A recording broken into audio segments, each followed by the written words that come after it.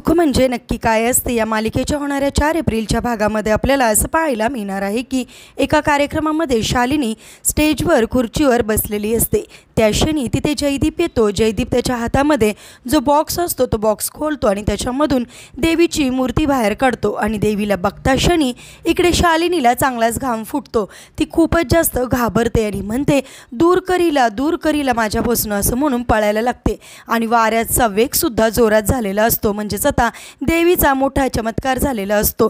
शालिनी घाबरून पळायला लागते। त्या क्षणी ती चक्कर येऊन खाली पडते।